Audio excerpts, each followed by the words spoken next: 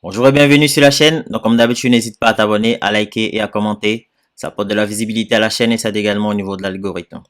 Donc vous le savez comme moi, dans l'industrie des crypto-monnaies, il suffit d'un rien pour que le marché explose à la hausse. Il semblerait que nous ayons l'ingrédient nécessaire à cela. Donc en effet, la Chine a décidé d'ouvrir à nouveau ses bras à l'industrie des crypto-monnaies. Donc est-ce le signe annonciateur du début du bull run? Eh bien c'est ce que nous allons tenter de voir dans cette vidéo. Et chose intéressante, j'ai une liste de tokens qui pourraient potentiellement profiter de la hype pour exploser. Mais bon, comme vous le savez, ce n'est pas un conseil d'investissement. Faites du moins vos propres recherches. Entre la Chine et les crypto-monnaies, ça a toujours été une histoire un peu compliquée. Et cela ne date pas d'hier. C'était déjà le cas en 2013. Et cela a fini par entraîner une crainte de la part des investisseurs, mais également aussi des projets crypto-monnaies. Donc, comme on peut le voir sur ce graphique, en 2018 et fin 2022, il y a eu une baisse importante du nombre d'investissements dans les projets crypto-monnaies, passant de 461 projets dans lesquels les gens ont investi à 38 en 2022. Et cette crainte s'est accentuée par le fait que la Chine, donc les autorités chinoises, ont décidé de interdire le mining du Bitcoin, mais également aussi le trading du Bitcoin. Donc, avançant comme argument le fait qu'il y ait pas mal de scams, mais également aussi le blanchiment d'argent ou encore des évasions fiscales, par exemple. Mais récemment, il semblerait donc depuis 3 semaines que les autorités chinoises ont décidé de faire marche arrière en ouvrant grandement les bras au projet crypto-monnaie.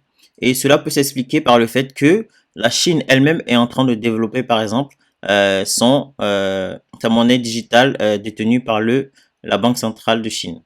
Et le fait que la Chine a développé son yuan numérique a son importance parce que de un, il y a pas mal de pays qui sont en train de lancer leur monnaie numérique détenue par les banques centrales, mais également aussi de deux, ça veut dire que à long terme, les altcoins et d'autres crypto-monnaies pourraient être rattachées au yuan numérique. Elle a aussi remarqué le fait que malgré le ban du Bitcoin et le ban du minage de Bitcoin dans le pays, le Bitcoin est monté jusqu'à 69 000 dollars.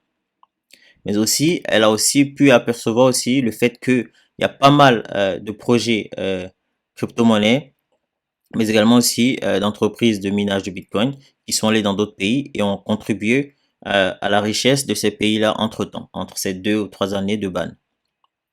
Donc du coup, c'est pour ça que le pays a décidé de faire un marche arrière. Donc cela a commencé par l'organisation d'événements crypto-monnaies tels que la Hong Kong Blockchain Week qui s'est déroulée récemment. Mais aussi, les autorités hongkongaises ont annoncé que à partir du 1er juin prochain, toute personne pourra trader des crypto-monnaies. J'ai réussi à vous trouver la sélection des crypto-monnaies concernées. Je vais vous en parler un peu plus tard dans la vidéo. Mais aussi, chose intéressante, c'est que pour la première fois depuis très très longtemps, et je pense que ce n'était jamais arrivé, on a eu une couverture du Bitcoin et des crypto-monnaies dans le journal télévisé chinois. Donc, comme vous pouvez le voir, il parle un peu du Bitcoin et il y a même des gens tels que euh, CZ, donc le boss de Binance, qui a tweeté là-dessus parce que c'était quelque chose d'incroyable, c'était jamais arrivé et c'est même historique comme il le dit.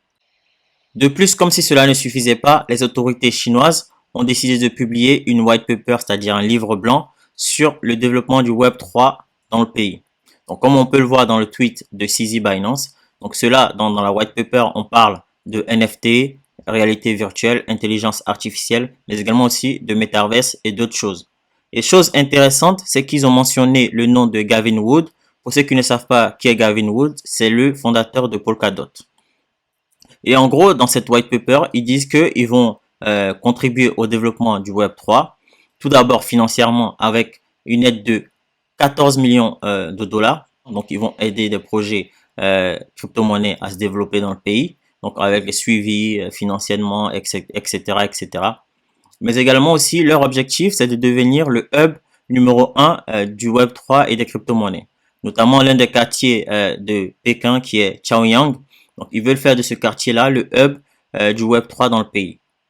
Donc, tout d'abord, vous avez d'un côté Hong Kong qui annonce à partir du 1er juin l'ouverture des crypto-monnaies aux particuliers. Donc, ils font tout, ils organisent des événements. Mais également aussi, d'un côté, vous avez la Chine, donc les autorités chinoises de Pékin, qui déjà, dans un premier temps, font passer les crypto-monnaies à la télé nationale. Et aussi, ils publient une Web 3 concernant une white paper pardon concernant le développement du Web 3 dans le pays. Donc ce qui est assez énorme. Donc ça veut dire que le pays déjà a fait un 360 degrés et ils deviennent de plus en plus bullish sur l'avenir des crypto-monnaies. Et c'est une chose importante parce qu'on sait tous que la Chine, c'est une très grande puissance économique et que les Chinois peuvent faire décoller une monnaie en l'espace de quelques mois. Comme par exemple en 2017 avec le projet NIO qui est passé en l'espace de quelques mois de quelques dollars à presque 400 dollars. Donc ça a rendu pas mal de personnes riches. Et nous savons tous aussi que les crypto-monnaies c'est l'avenir et nous qui sommes déjà positionnés dans le marché, ça va fortement nous aider parce que ceux qui vont arriver plus tard, donc de la Chine, ils vont faire pomper notre portefeuille et c'est tout bénef. Donc si des personnes telles que CZ Binance publient, donc tweet là-dessus, ça veut dire que c'est quelque chose à prendre au sérieux. Donc sans plus tarder, on va rentrer dans le vif du sujet avec la liste des tokens qui pourront être tradés à partir du 1er juin prochain par les particuliers. Donc selon Wu Blockchain, parmi les tokens, on aura Bitcoin, Ethereum, Cardano, Polygon, Solana, Polkadot, Uniswap, Chainlink, Sandbox, Litecoin, Avalanche, Axie Infinity, Atom, Stellar Lumens, l'USDC et le USDT. Donc en gros, voilà la liste des 16 crypto-monnaies qui pourront être tradées par les personnes lambda, en gros les personnes normales, à partir du 1er juin prochain à Hong Kong. Donc je trouve que c'est une très très grosse nouvelle, car en gros, on aura un flux en termes de capital, mais également aussi le nombre de personnes qui vont pouvoir rentrer dans les crypto-monnaies, ça va exploser le prix de ces tokens-là. Moi, personnellement, quand je vais sur CoinMarketCap, les crypto-monnaies que je suis en train de, en tout cas, je compte accumuler, c'est déjà, on compte pas, sans compter Bitcoin et Ethereum, je vois plus Cardano parce que c'est un projet assez solide, ça fait déjà pas mal d'années que c'est là. Polygon parce que c'est le roi des Layer 2 et je pense que lui aussi également il est fait pour durer et avec l'entrée de ces personnes-là, je pense que le prix du Polygon va exploser. Mais aussi, on aura Polkadot. Donc, pourquoi Polkadot? Parce que comme je vous avais dit précédemment, dans la white paper des autorités chinoises concernant le Web 3, ils ont cité le nom de Gavin Wood. Et comme vous le savez, Gavin Wood, c'est le fondateur de Polkadot.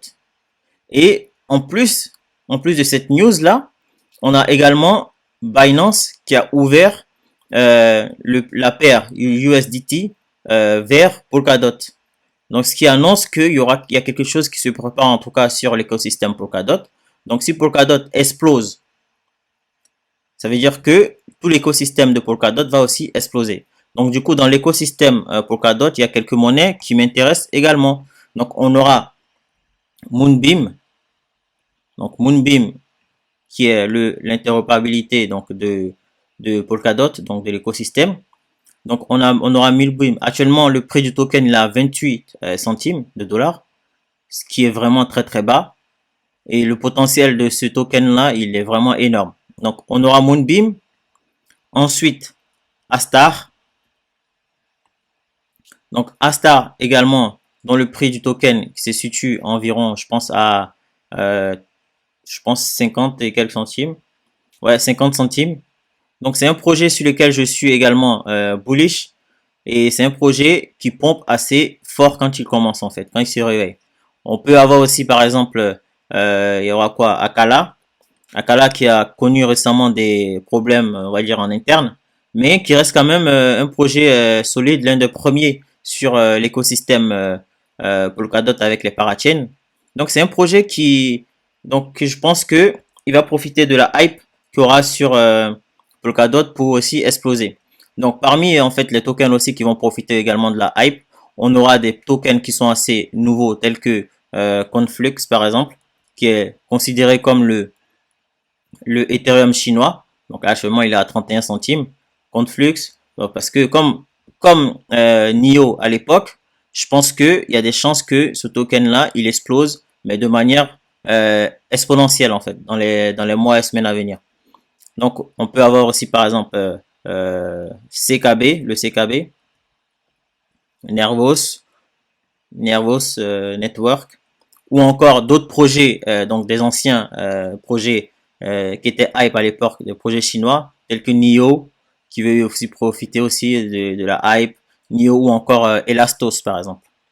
Elastos aussi qui était aussi un projet chinois qui était assez connu à l'époque aussi. Je pense que même les anciens projets aussi vont profiter aussi de la hype qu'aura en fait en tout cas de la hype que va créer les Chinois, donc la population chinoise, hongkongaise également.